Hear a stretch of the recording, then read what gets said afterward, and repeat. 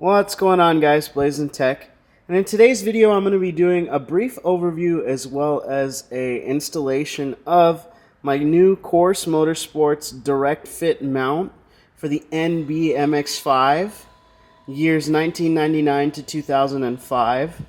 And this was a little bit of a pricey mount, more than I've ever paid for any mount in my entire life, but I strongly believe that this is the only mount on the market that does not compromise functionality, and you don't have to do any modifications that, number one, inhibit legroom of the passenger. I'm talking about the Pro Clip that sits kind of here. And then number two, there's absolutely no factory modifications needed to be done. Alright guys, so I just got this in the mail today. This is the Course Motorsports direct fit mount for the 99 to 05 NB MX-5. And this is the piece that's going to make the magic happen, that's going to sit behind the din. Nobody really shows it to you up close. The design is pretty nice, and again, you know, I bought this mount for reasons that I already explained, but I like it. It's a very, very nicely designed mount, very inconspicuous.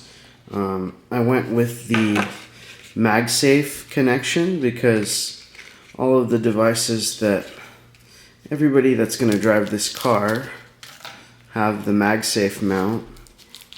So nothing crazy there, just a normal MagSafe mount.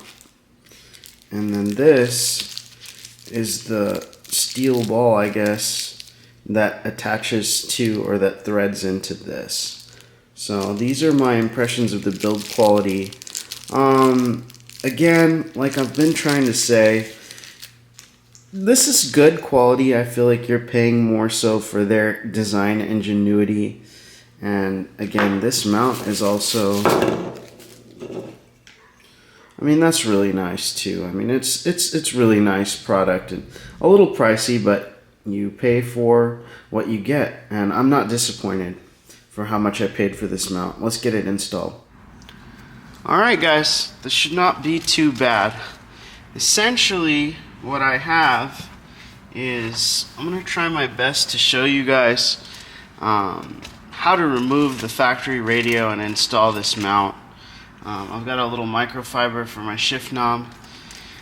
These are radio removal tools for this din right here. This was something that I was kind of stressed about because there's not a lot of people that show exactly how to do this, and if it's very hard. But the other day, yesterday, this is just some black plastic sponger I found in my toolkit. Obviously you don't want to break this.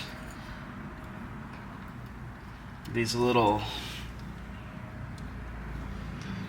covers, right? And they come out just like that. Not very difficult at all. I'm gonna put that there so I don't lose it.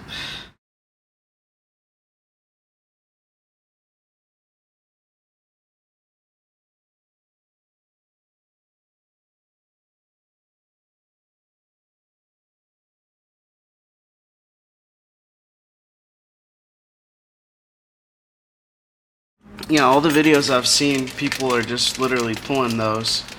The mount itself is going to sit behind the trim piece.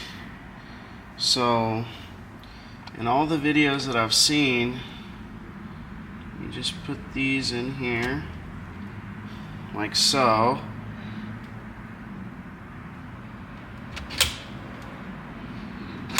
Okay. I don't know if you heard that, but I kind of pinched those tools and stuck them in there.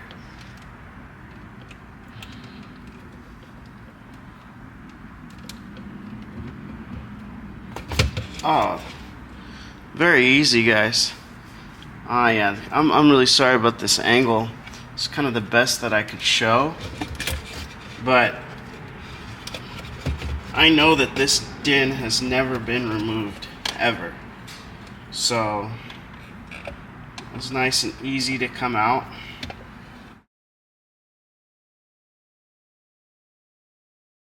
If you are installing this on your Mazda Miata and it has the Bose audio and you have the 1M37 and you have the original DIN cubby, I would highly recommend removing the stereo first.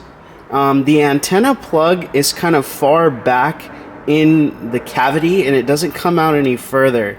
So as you pull it out, as you pull the DIN out, the antenna plug kind of stays there, so it's disconnected. So what appears to be the only things connected when you pull that radio are the main wiring harness and what appears to me to be like some ground pole that's kind of sitting vertical, and then the wiring harness is horizontal.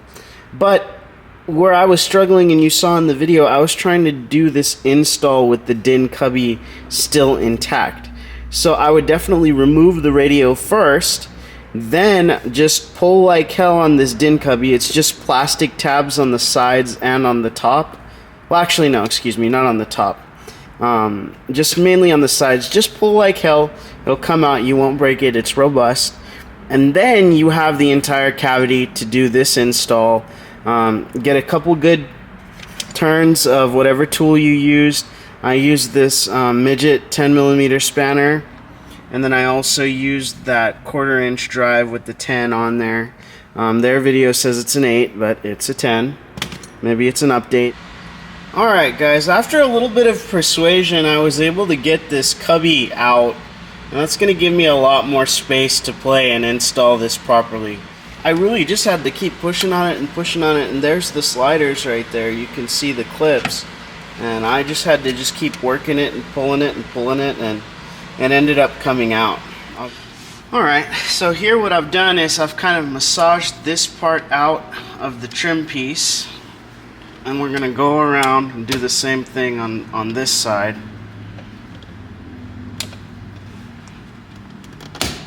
Like so. Okay.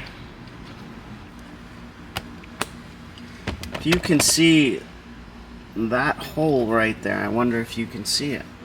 Kind of, yeah. So that hole right there, this one, is where the course mount is supposed to mount. This is the mount, right? And it's supposed to go like so, and it's going to rest here. So it's supposed to go in there. So I'm going to need my other hand to do that. Alright guys, so it's nice and snug on there. I'm pretty satisfied with the tightness of the mount. You can see exactly where it mounts up right there. It's just very flush, very original. You could also mount it on this side, right? There's another hole right here. Sorry, the lighting is not optimal for this to show. I want to see if I can give you that shot. Probably not. And take my word for it, there's a hole right here. You can see my finger popping out. You could install it on this side too, obviously, depending on which market you're in. If you're in the UK, or if your car is right-hand drive, mine's left, so I've kind of always been used to having the phone on this side. So when putting everything back together, you want to put the stereo in first. That way you can reach your hand underneath where the DIN cubby is and re-plug in the antenna. And then afterwards put the DIN pocket. Alright you guys, I'm really excited for this. It looks really good. Alright guys, so I had started off by just putting this hand tight, and then Course sent me this Allen key and just snugging it up there. Okay, that's nice and tight. We've got the collar there. I've got my Course MagSafe mount. Put it on straight. Tighten up that collar back there. Obviously I want to face this towards me.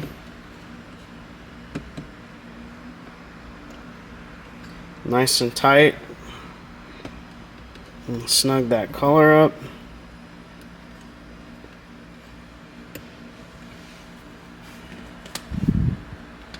And then in theory, oh, perfect. Look at that, guys. Nice. I guess I could angle it this way a little bit if I wanted it like that. Perfect. Look at that.